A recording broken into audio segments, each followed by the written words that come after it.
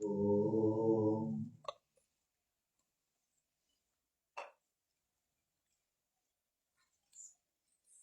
परमपिता परमेश्वर की असीम अनुकंपा से हम सबको सुंदर यह मनुष्य का जन्म प्राप्त हुआ है।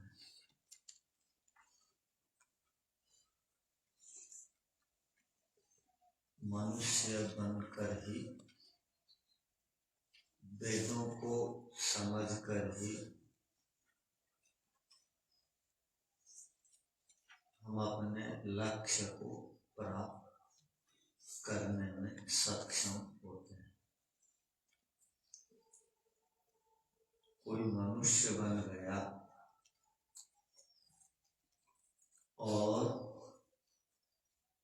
वेदों के विचारों से रहित जीवन जिया तो वह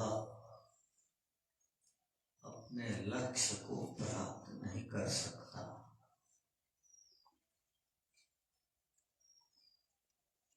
हम सब यात्री हैं। यात्रा का उद्देश्य होता है लक्ष्य तक पहुंचना।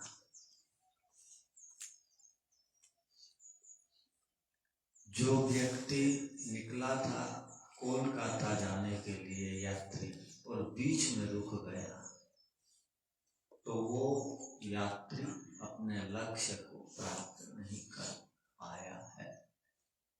उसका लक्ष्य तो कोलकाता है, वो बीच में ही रुक गया, विस्मरण हो गया, उसकी हानि हो गई।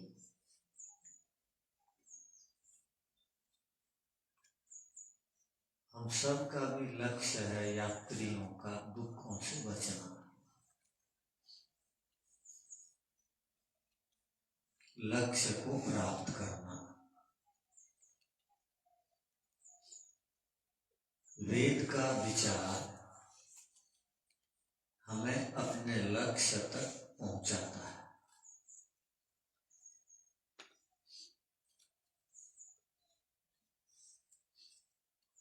वेद का संदेश है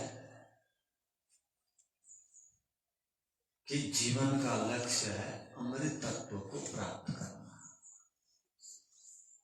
मोक्ष को प्राप्त करना, अपवर्ग को प्राप्त करना, अर्थात दुखों से बचना। सब व्यक्ति दुखों से बचना चाहते हैं। सब प्राणी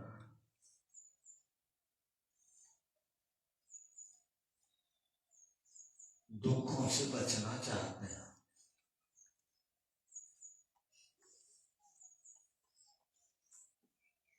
संसार में दुख है, दुख के साधन है, सुख है और सुख के साधन। दुनिया में जितने सारे पदार्थ हैं ये चार गुणों से युक्त हैं। वो पदार्थ क्या?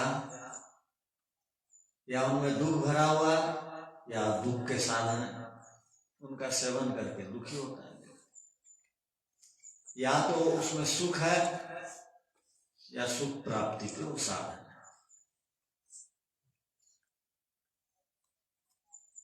तो सब पदार्थों को चार विभागों में बांटा जा सकता है।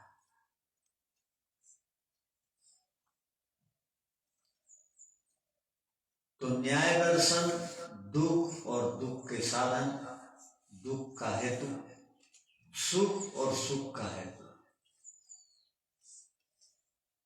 ऐसा कहता है। इसी को योग दर्शन कहता है हे हेतु हान हानोपाय। योग दर्शन शास्त्र के चार विषय हैं। वो रस प्रश्न में कोई पूछेगा योग दर्शन का विषय क्या है, तो विषय यही है, हे या। हे हेतु हान हानोपाय। हे माने छोड़ने योग्य, छोड़ने योग्य क्या है? तो न्याय दर्शन कहता है दुख है।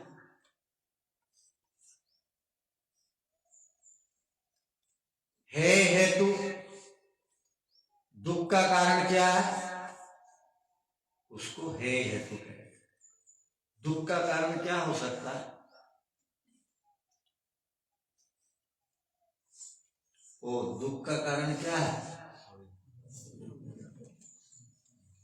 अज्ञान अविद्या। इसलिए उसको समाप्त करने के लिए हम सुबह 4 बजे से लगते हैं। उसके लिए कितना तप, कितना दंड लेते हैं।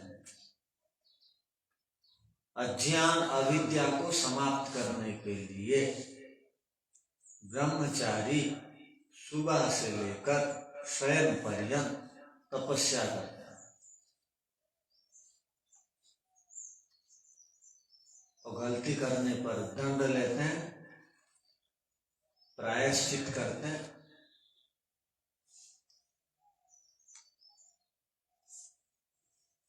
तो हे और हे हान कहते हैं सुख को। यहां पर न्याय दर्शन में सुख का, योग दर्शन में उसको हान कहा, मोक्ष का। हान मन मोक्ष सुख, हानोपाय माने उसकी विधि क्या है प्राप्त करने की, सुख को प्राप्त करने के कारण क्या?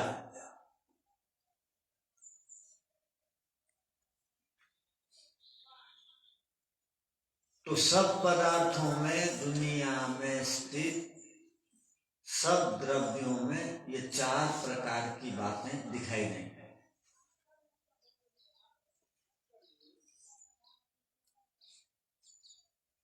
तो इसी को है तू हान हानोपाय कहते हैं। इसी को सुख,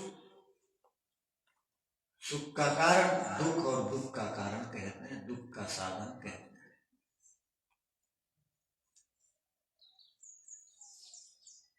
तो हम विचार कर रहे हैं कि हम जिन पदार्थों का सेवन करते हैं, पीने वाले, खाने वाले, दुनिया के जितने भी पदार्थ हैं, जिनका भी हम मुक्ति प्राप्ति के लिए सेवन करते हैं, लक्ष्य तक पहुंचने के लिए सेवन करते हैं। यहां से कोलकाता के एक बाग में जाना है या यहां से भुवनेश्वर के चिड़ियाखाना को जाना है, तो गुरुकुल से स्टेशन जाने के लिए अलग साधन की आवश्यकता होती है। फिर यहां से वहां तक जाने के लिए अलग साधन, गाड़ी की आवश्यकता होती है। फिर वहां उतर करके और एक साधन पकड़ करके वहां तक जाना होता है। वैसे ही जीवन जीने के लिए पानी भी दरकार है। जिस प्रकार चिड़ियाखाना भुवनेश्वर का जाने के लिए कितने साधनों की आवश्यकता है, उसी बीच खाना पीना पड़ता है, विश्राम करना पड़ता है। कितने पदार्थों का सेवन करने के उपरांत एक व्यक्ति उस अपने भौतिक लक्ष्य को भी प्राप्त करता है। तो आध्यात्मिक लक्ष्य को प्राप्त करने के लिए और साधनों की आवश्यकता होगी, बहुत साधनों की जरूरत है। तो यहां पर वेद मंत्र में कहा गया, ईश्वर की ओर से संदेश दिया गया और प्रार्थना का स्वरूप बताया गया। जो वेदों को जीवन में जीते हैं, ईश्वर की आज्ञाओं को मानते हैं, उनको किस प्रकार की प्रार्थना करनी चाहिए उसकी एक विधा बताई गई, एक उपाय बताया गया। एक तरीका यहां पर दिया गया है। क्या? सुमित्रिया न आप औषधयः सन्तु। तो ईश्वर से हम प्रार्थना कर रहे हैं, हे परम पिता परमेश्वर, जिस प्रकार मैं अपनी इंद्रियों को संयम कर लेता हूं, तो उन इंद्रियों से मुझे सुख की प्राप्ति होती है, और मेरी ही इंद्रियां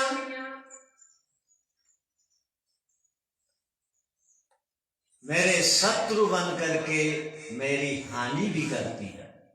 कब? जब मैं उन इंद्रियों का सदुपयोग नहीं करता हूं, अर्थात उन इंद्रियों को संयम में नहीं रखता। आचार्य शंकर जी से किसी ने पूछा, के शत्रवः सन्ति? बड़े विद्वान थे।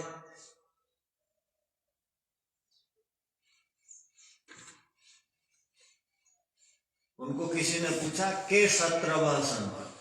हमारे अपने शत्रु कौन है? के माने कौन, शत्रवः माने शत्रु, सन्ति माने हैं, कौन हमारे शत्रु हैं? तो उनका सहज और सटीक और बड़ा महत्वपूर्ण उत्तर था, क्या? निजेंद्रियाणि। निज इंद्रियाणि। संस्कृत में भी, ओडिया में भी स्वयं का को निज बोलते हैं, संस्कृत में भी निज। निज माने अपनी इंद्रियां, निजेंद्रियाणि माने अपनी इंद्रियां ही मेरे अपने शत्रु हैं। उसके बाद पूछा गया, कानि च मित्राणि? फिर मित्र कौन हुए? यदि अपनी इंद्रियां ही अपने शत्रु हैं, तो अपने मित्र कौन हुए? तो वहां उन्होंने उत्तर दिया कि इंद्रियाणि एव संयमितानि तानि एव मित्राणि। वही इंद्रियां हैं, जब उन्हीं इंद्रियों को संयम कर लिया जाता है, वो इंद्रियां हमारी मित्र बन जाती। इंद्रियां मित्र भी बन गई और इंद्रियां शत्रु भी बन गई।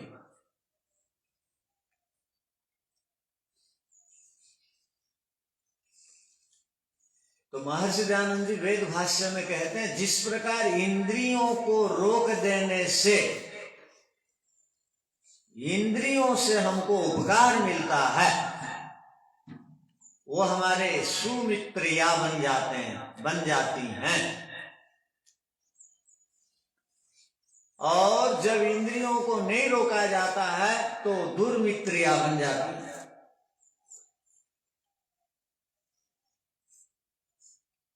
वो हमारी हानि करती है।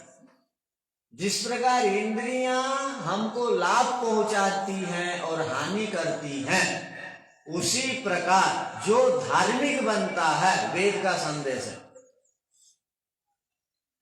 उसके लिए आप और औषधयः सुमित्रिया।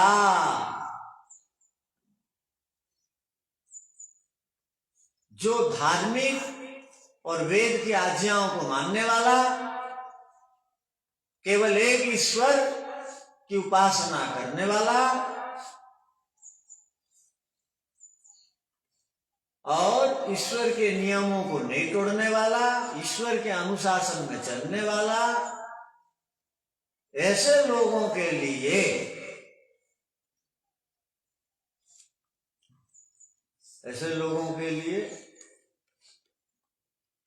जितने भी संसार के पदार्थ हैं, जिस प्रकार यहाँ से वहां तक पहुंचने के लिए, भुवनेश्वर जाने के लिए कितने ही साधनों की आवश्यकता होती है, वैसे पूरा जीवन को जीने के लिए बहुत सारे साधनों की आवश्यकता है। वो धार्मिक व्यक्ति जिन भी किन्हीं साधनों का प्रयोग करेगा, आप और औषधि में दुनिया भर के सब क्या आ जाते हैं, वस्तुएं आ जाती हैं, पदार्थ आ जाते हैं। वो सारे के सारे पदार्थ उस धार्मिक और ईश्वर के अनुकूल और वेद की आज्ञाओं के अनुसार जीवन जीने वाले के लिए वो सारे पदार्थ हितकारक हो जाते हैं, सुमित्रिया हो जाते हैं। और क्या चाहिए था, सारे पदार्थ सुमित्रिया हो गए।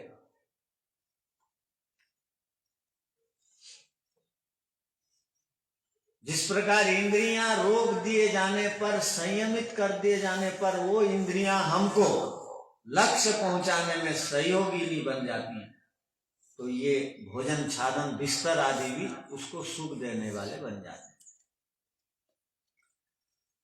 अर्थात वह कभी भी धार्मिक व्यक्ति विपरीत आचरण करने वाला नहीं होगा।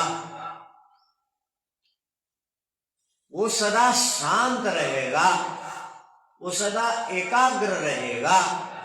वह स्थित प्रज्ञ व्यक्ति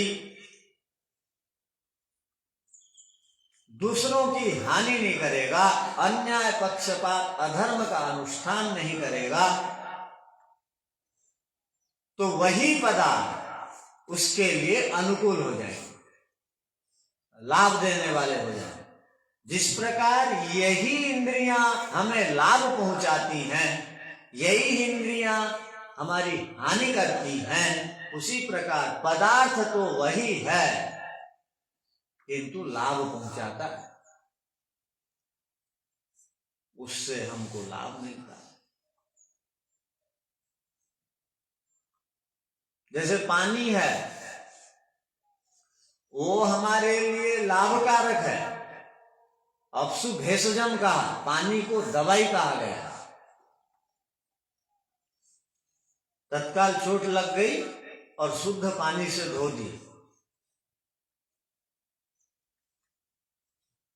तो विष भी उतर जाता है। इसलिए कुत्ते वगैरह काट देने से, जीव जंतु काट देने से उसको कहा जाता है साबुन लगा के अच्छे से उस स्थान को धो दो, जिससे विष उतर जाए, बिल्कुल साफ कर दो। वही पानी है और हम लोग परिश्रम करके आए हैं, व्यायाम करके थक गए हैं, प्यास लग रही है और पी ली तो उससे हानि हो गई। तो व्यायाम करके या परिश्रम करके थक जाने के उपरांत तत्काल पानी पी लेने से शरीर के लिए वही पानी जो है हानि का कारण बना। वही भोजन है, अधिक खा गया। आजकल लोगों की निंदा होती है कि किसी को लोग बोलते हैं इसका पेट निकल गया है, वो शौचालय जाता है तो इतना दुर्गंध। कारण क्या है? मुंह में दुर्गंध, कारण क्या है? तो कहा जाता है कि यदि भोजन वही है, दूसरे भी वही भोजन करता है, ये भी वही भोजन कर रहा है, किंतु भोजन की मात्रा और भोजन का समय ठीक नहीं है,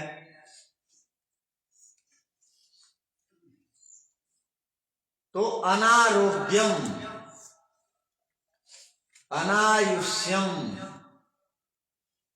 अस्वर्ग्यम चाति भोजनम मनुस्मृति। क्या कहा गया?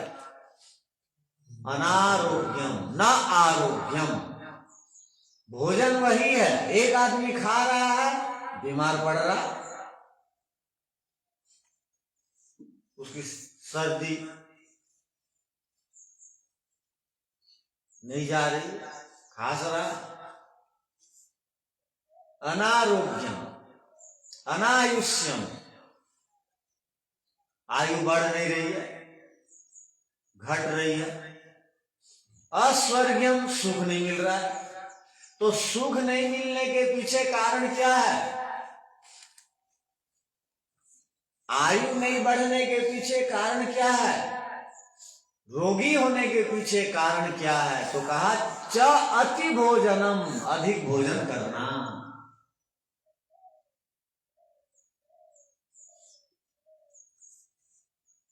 अधिक भोजन करने वाला दीर्घ जीवन प्राप्त नहीं होता, निरोगी नहीं रहता, सुख को प्राप्त नहीं होता। अब बैठे, थाली भर के ले गए और फटाफट खा दिए, चबाए नहीं, खा गए, तो ये भोजन की शुद्ध विधि नहीं। कम लिए और अधिक समय तक चबा चबा करके खाए, ये भोजन की शुद्ध विधि है। वही 20 मिनट का समय है, एक आदमी थाली में आधी थाली भोजन लिया और चबा चबा के खाया, और एक आदमी उसी 20 मिनट में पूरे थाली भर करके भोजन लिया और उससे पहले खा गया। तो किसका भोजन अधिक शरीर में जाकर के काम करेगा? तो जो आधी थाली भोजन लिया है उसका भोजन काम करेगा, और उसी काल के अंदर एक थाली भोजन करने वाले का वो भोजन काम में नहीं आएगा।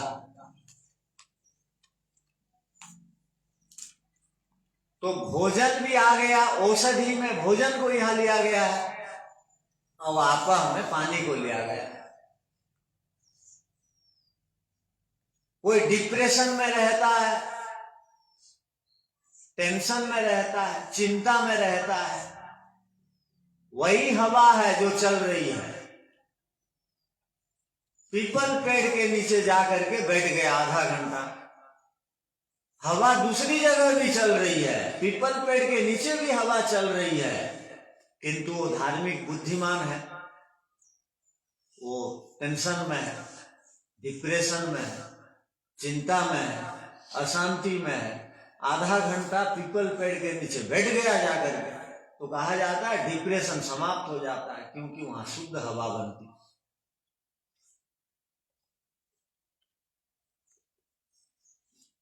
ध्यान रखना, नमक को कभी भी भोजन के ऊपर दे करके नहीं खाना चाहिए। नमक वही है, छोंक आदि के समय खा लिए, नमक डाल, मिर्च आदि डाल दिए, तेल आदि का पघार कर दिए, खा गए। वही नमक भोजन के ऊपर जो डाल करके खाएगा, बीपी होने की संभावना। किंतु छोंक के समय वही नमक डाल के खाता है तो कोई असुविधा नहीं। इसलिए गांव गांव में ये रोग फैल गया, रक्तचाप, हाई ब्लड प्रेशर, क्या बोलते हैं। क्यों? नमक को डाले जा रहे हैं, दाल में नमक कम लगा, चलो दो, भात में नमक कम लग रहा है, चलो दो।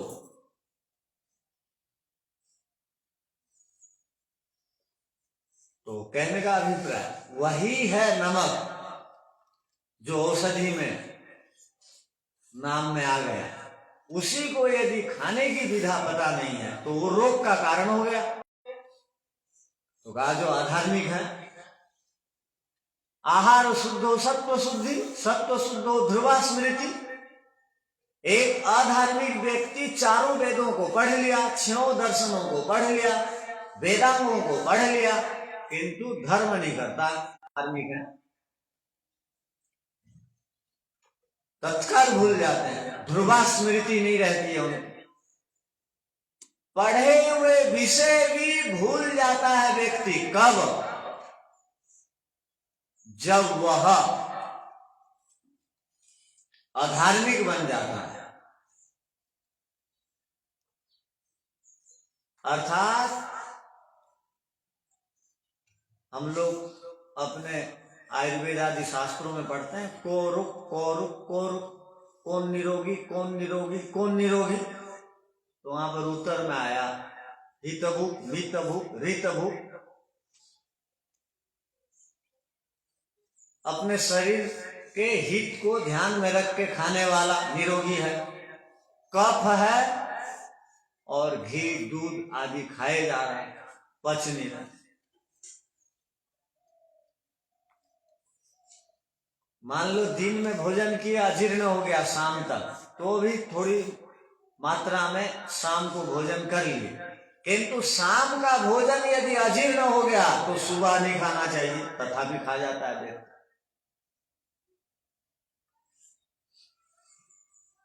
ध्यान रखना, मध्याह्न का या दिन का खाया हुआ भोजन नहीं पचा तो किसी कारणवश रात को कहीं भूख न लग जाए बोल के एक आदमी खा गया, क्योंकि रात 8-10 घंटे का समय,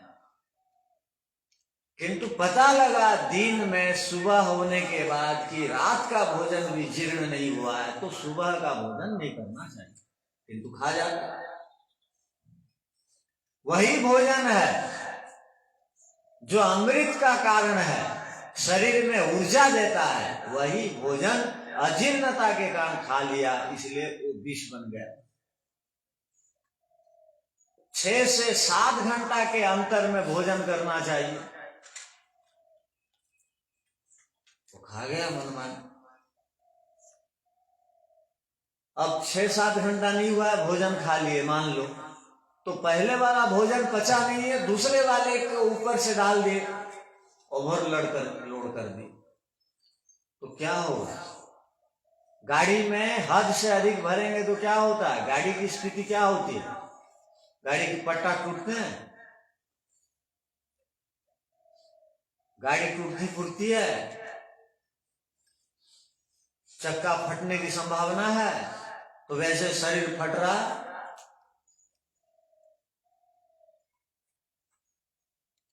तो इसीलिए ये श्लोक को सर्वदा याद रखना, एक भुक्तम सदा आरोग्यम। क्या है? एक भुक्तम सदा आरोग्यम, द्विभुक्तम बलवर्धन। द्विभुक्तम माने 2 बार खा लिया, पहली बार फल आदि ले गए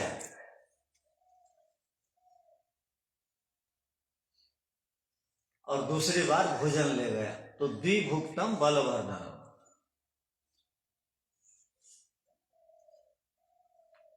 त्रिभुक्तम सदा रोगम, 3 बार खाने वाला रोगी होगा। चतुर्भुक्तम तुमारकम, 4 बार खाने वाला, क्या उसकी स्थिति क्या होगी? आयु बढ़ जाएगी। तो कितने बार खाते हो?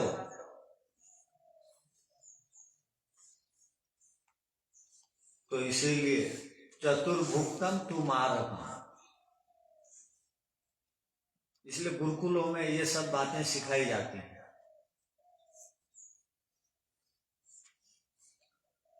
और सीखेंगे तो काम में आएगा। आप औषधय सुमित्रिया बनेंगे, वही भोजन आदि पदार्थ, वही पानीय पदार्थ मित्र बन करके साथ देंगे, न तो वही भोजन और पानी आदि पदार्थ शत्रु बन करके शरीर की हानि करेंगे।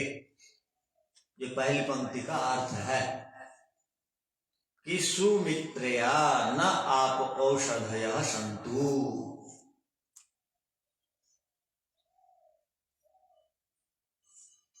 अब इसमें बहुत गंभीर बात है, महत्वपूर्ण बात है।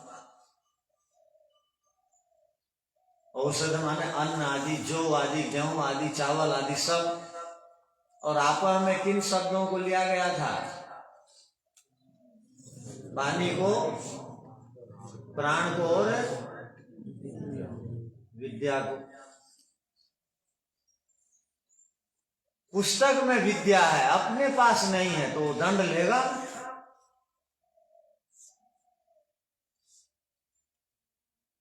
कंठ में विद्या है और जीवन में विद्या को धारण नहीं करता है तो दुखी होगा। पुस्तकस्तु तुया विद्या पर हस्ते गतम धनम, कार्य काले समुत्पन्ने नशा विद्या मतर्धनम। जब पूछा जा रहा है षष्ठी विभक्ति किसे कहते हैं बताओ? सूत्र। तो बोल नहीं रहा है वो व्यक्ति, उसको पढ़ने के लिए जब दिन भर समय मिल गया, पंचम विभक्ति के क्या लक्षण पता नहीं उसको, और विचित्र स्थिति है। विद्यार्थी और ब्रह्मचारी भी बना रहना चाहता है, परीक्षा में उत्तम अंक से पास होना चाहता है, किंतु उसको उत्तर देना नहीं आता, याद नहीं करना चाहता, समय का दुरुपयोग करता, तो कितनी हानि कर रहा है वो।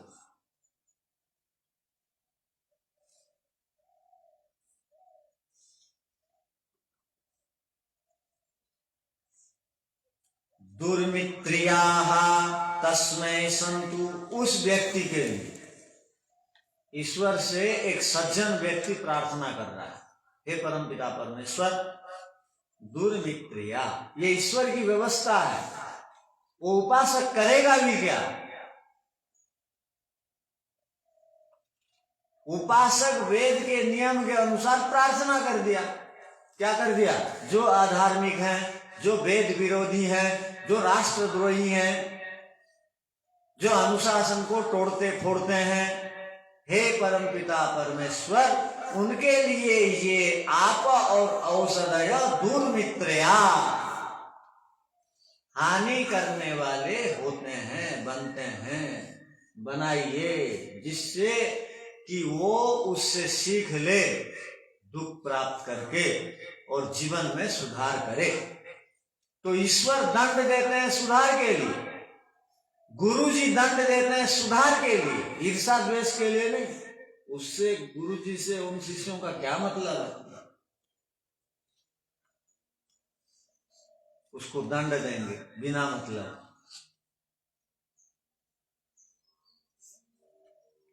तो ईश्वर का क्या मतलब है किसी को दंड देंगे?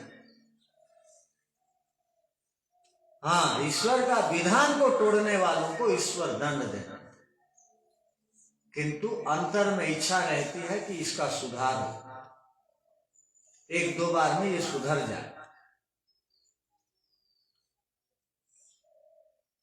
तो यहां पर भी सुधार की दृष्टि से, अधर्म की भावना समाप्त हो इस दृष्टि से यहां पर जो कहा गया दुर्मित्रया तस्मै संतु, वही आप और औषधि, उसके लिए दुर्मित्रया, जिस प्रकार इंद्रियां संयम में नहीं रहने पर व्यक्ति की हानि करती हैं, उसी प्रकार वो अन्न और जल उसकी हानि करे, उसके लिए अहितकारी बने। अर्थात ये स्वभाव है, जो भी अधार्मिक होगा, अशांत होगा, उसके भोजन और पानीय पदार्थ उसको कभी भी शांति और तृप्ति नहीं दे सकते। ध्यान रखना, इतना भी कोई भोजन खाया वो भी चबा चबा करके खाया, इसलिए दांत 32 हैं। इसका मतलब क्या हुआ? एक ग्रास को 32 बार चबा के खाना है। दांत 32 क्यों है? एक ग्रास को कितने बार खाने का? 32 बार, ऐसे ऐसे।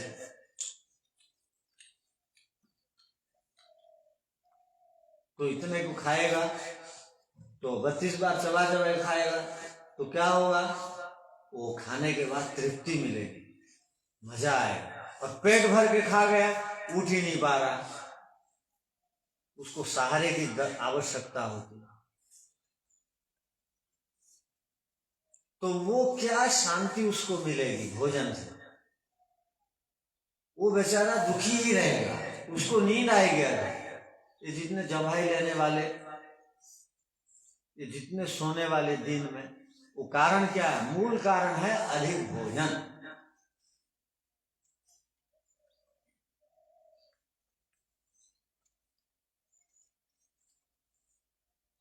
तो उनको अच्छी बात याद में नहीं रहती, भूल जाते हैं, फिर भोजन देखते ही खा जाते हैं। कुछ पानीय पदार्थ देखते ही पी जाएंगे। आप औषधय, उनके लिए वो दुर्मित्रया, हानि वो पदार्थ करते हैं। क्यों? वो भूल जाता, ध्रुवा स्मृति नहीं है उसकी, स्थिर बुद्धि वाला नहीं है, वो क्या क्या कर देता है। तो यहां कहा दुर्मित्रिया तस्मै संतु।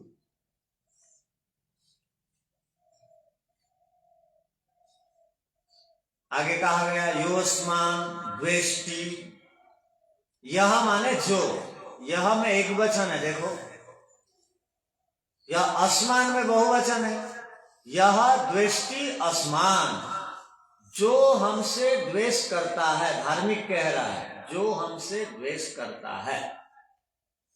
कई बार होता क्या है, अकेले अकेले व्यक्ति अपने आप को मैं जो कर रहा हूं ठीक कर रहा हूं मान के चलता है, मैं जो कर रहा हूं ठीक कर रहा हूं, बाकी लोग ठीक नहीं कर रहे हैं। मैं जो कर रहा हूं ठीक कर रहा हूं, ये गलत बात। जब तक विद्वानों की वेद की स्वीकृति नहीं है, वो यदि वो कुछ कर रहा है तो वो ठीक नहीं कर रहा है, वो गलत सोच रहा है, मैं ठीक कर रहा हूं तो मैं ही ठीक हूं, ये सब गलत है। इस प्रकार जो कथन करता है, ऐसे योऽस्मान्, ऐसे अपने आप को ठीक मानने वाला, दूसरों को द्वेष करने वाला, एक में बहुवचन है, एक में एक वचन है, ध्यान रखना। दूसरे शब्दों को देखो, यम च वयम दिस्मा, यम में एक वचन है और दिस्मा में बहुवचन। यम माने जिसको हम लोग द्वेष करते हैं। अब विद्वान कह रहा है, विद्वानों की समिति कह रही है, कमिटी कह रही है, क्या दुश्मन, हम सब उसको द्वेष करते हैं, अर्थात उससे अप्रीति रखते हैं। क्यों उससे अप्रीति क्यों रखते हैं? क्योंकि वो वेद से विरुद्ध आचरण करता, अधार्मिक है। एक व्यक्ति भी पूरे वातावरण को खराब करने में सक्षम हो जाता है। मान लो सब लोग पढ़ाई लिखाई में ध्यान दे रहे हैं, चलो अब यज्ञशाला में सब लोग सुन रहे हैं, एक आदमी उठा और बोरा को उठाया और चारों ओर घुमाना चालू किया, चिल्लाना चालू किया, उन्मत्त कांड किया, तो सुनने वाले, संध्या करने वाले सब प्रभावित होंगे, उस ओर देखेंगे, वो क्या कर रहा है देखेंगे, तो सबका मन को वो चंचलता से और व्यग्र और व्यस्त करा देने में एक आदमी भी काफी है। और सब लोग चंचल हो रहे। एक सज्जन व्यक्ति आया, बोला देखो भाई शांत रहो, चुप रहो, वातावरण को अच्छे बनाने में साथ दो। बीच में जय घोष लगाया और सबको समझाया। तो एक आदमी भी सबको नीति नियम और स्नेह और प्यार से बैठा सकता, और एक दुष्ट मन वाला सबको बिगाड़ भी सकता, सबको प्रभावित कर सकता, सबकी पढ़ाई में हानि पहुंचा भी सकता। तो यहां पर कहा एक आदमी यदि कोई ये बोल रहा है कि मैं ही ठीक हूं, बाकी लोग गड़बड़ हैं, वो ठीक नहीं। और सब लोग बोल रहे हैं पढ़े लिखे आदमी ये गड़बड़ कर रहा है, तो वो सब लोग ठीक बोल रहे हैं। पढ़ाई लिखाई वाले कभी भी किसी के ऊपर ऐसे ही दोष नहीं लगाएंगे। अब देखो पूरे गांव के लोग बोल रहे हैं गुरुकुल वाले ठीक नहीं है, और गुरुकुल वाले बोल रहे हैं गांव के लोग ठीक नहीं है। यहां सब बोल रहे हैं एक दूसरे को ठीक नहीं है, तो अब किसकी बात मानी जाएगी?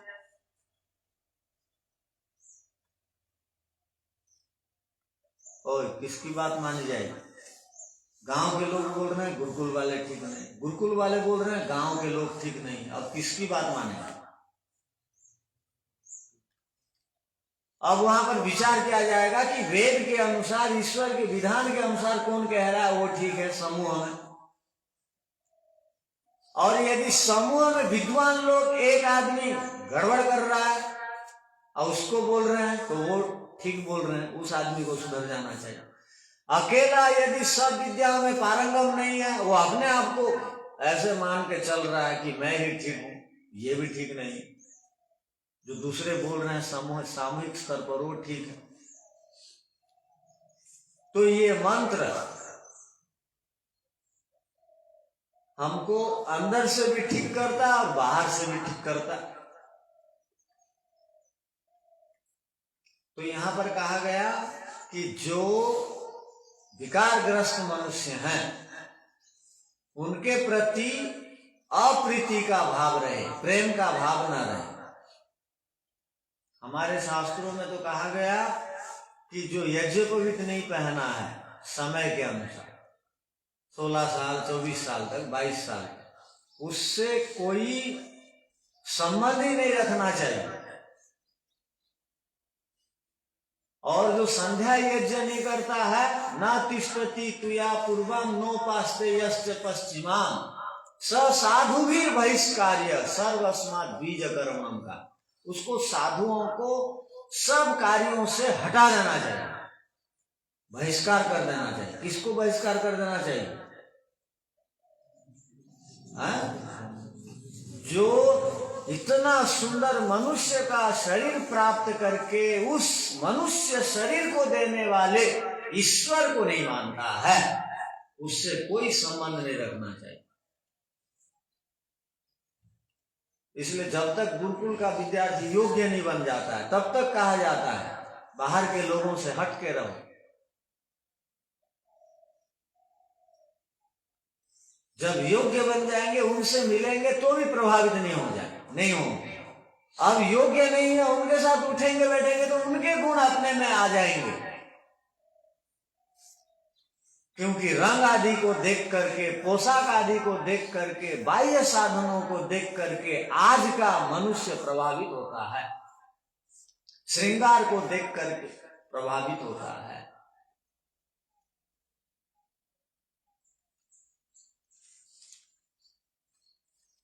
तो यहां पर प्रार्थना की गई है कि सुमित्रिया न आप औषधयः सन्तु दुर्मित्रियाः तस्मै सन्तु योऽस्मान् वेष्टि यं च वयं विस्मः।